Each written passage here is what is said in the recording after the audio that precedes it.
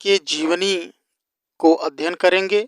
Doctor Rajendra Prasad का जन्म सन 1884 ईस्वी में बिहार के छपरा जिले के हीरादेई नामक ग्राम के एक कायस्थ परिवार में हुआ था। उनके पिता का नाम श्री महादेव सहाय था। इन्होंने कलकत्ता विश्वविद्यालय से बीए तथा अंग्रेजी विषय लेकर एमए की परीक्षाएं प्रथम श्रेणी में उत्तीर्ण की। तत्पश्चात इसी कॉलेज से इन्होंने एलएलबी तथा एलएलएम की परीक्षाएं उत्तीर्ण की। कुशाग्र बुद्धि, लगनशील तथा परिश्रमी होने के कारण प्रारंभ से लेकर अंत तक इन्होंने सभी परीक्षाओं में प्रथम स्थान प्राप्त किया। अध्ययन समाप्त करने के उपरांत इन्होंने मुजफ्फरपुर के एक कॉलेज में कुछ समय तक अध्यापन कार्य किया।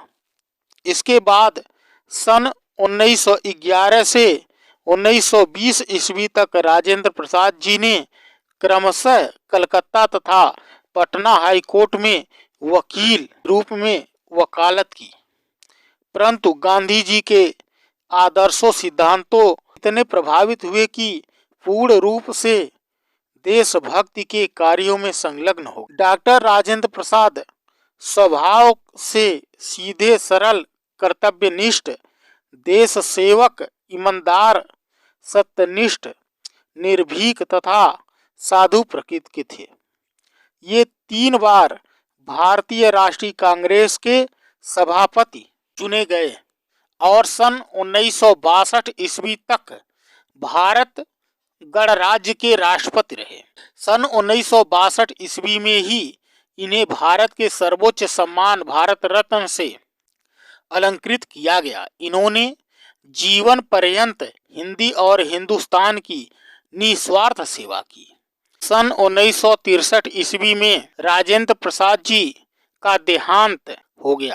डॉक्टर राजेंद्र प्रसाद महान देशभक्त होने के साथ साथ सफल लेखक भी थे। सामाजिक, शैक्षिक और सांस्कृतिक विषयों पर इनके लेख निरंतर प्रकाशित होते रहते थे। इन्होंने हिंदी साहित्य सम्मेलन के सभापति पद को भी सुशोभित किया। इनके अनेक भाषण भी प्रकाशित हुए, जिसमें विचारों की क्रमबद्धता और स्पष्टता, भाषा की सरलता और स्वाभाविकता तथा हृदय की संवेदनशीलता और देशभक्ति के एक साथ दर्शन होते हैं। इनकी रचनाओं में उदाहरणों की प्रचुरता है तथा कुछ रचनाओं में अत्यंत प्रभावपूर्ण अभिव्यक्ति भी देखने को मिलती है। भारतीय शिक्षा गांधी जी की देन, शिक्षा और संस्कृति, मेरी आत्मकथा, बाबू के कदमों में, मेरी यूरोप यात्रा, खादी का अर्थशास्त्र, चंपारण में महात्मा गांधी, संस्कृति का अध्ययन तथा अन्य प्रकाशित भाषण संग्रह आदि हैं। भाषा शैली के रूप में डॉक्टर राजेंद्र प्रसाद जी ने अपनी साहित्य का मध्यम खड़ी बोली को बनाया। इनकी भाषा सरल, सुबोध और व्यवहारिक है, इसलिए इसमें संस्कृत, अंग्रेजी, उर्दू, बिहारी आदि भाषाओं के शब्दों का अनुसार प्रयोग हुआ है। इन्होंने भाषा में ग्रामीण कहावतों और ग्रामीण शब्दों के भी प्रयोग किए हैं।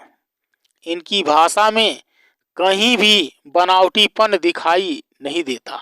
इन्हें अलंकारिक भाषा से कोई लगाव नहीं था। राजेंद्र प्रसाद जी की शैली को मुख्य रूप से 2 भागों में विभाजित किया जा सकता है, भाषण शैली और साहित्यिक शैली। राजेंद्र प्रसाद की राजनैतिक नेता होने के कारण भाषण देने में कुशल थे, इसीलिए इनके साहित्यिक रूप में मुख्य रूप से हमें भाषण शैली के दर्शन होते हैं। इस शैली का मुख्य उद्देश्य अपनी बात को श्रोताओं तथा पाठकों तक पहुंचाना है। इसलिए इस शैली में हमें संस्कृत, फारसी, उर्दू, अंग्रेजी, अन्य देसी भाषाओं के शब्दों का अत्यधिक प्रयोग दिखाई देता है। इनके साहित्य में भाषण शैली के अतिरिक्त साहित्यिक शैली का भी प्रयोग हुआ है। इसमें शुद्ध तत्सम शब्दावली का प्रयोग किया गया है। वाक्य विन्यास भी सुगंठित और सुसंबद्ध है। इस शैली में विचारों, भाव तथा विषय के अनुरूप भाषा में परिवर्तन आता है। जहाँ जैसे भाषा की आवश्यकता पड़ी वहाँ वैसी ही भाषा का प्रयोग किया गया। इसके अतिरिक्त इनके साहित्य में हमें संस्मरणात्मक, भावात्मक, विवेचनात्मक आदि शैलियों के दर्शन होते हैं। हिंदी साहित्य में स्थान के दृष्टि से अगर देखा जाए तो राजेंद्र प्रसाद जी ने हिंदी साहित्य का अपनी अनुभवी लेखनी से अपूर्ण श्रृंगार किया है। इनके निबंधों में विषय बड़े गंभीर तथा व्यापक हैं।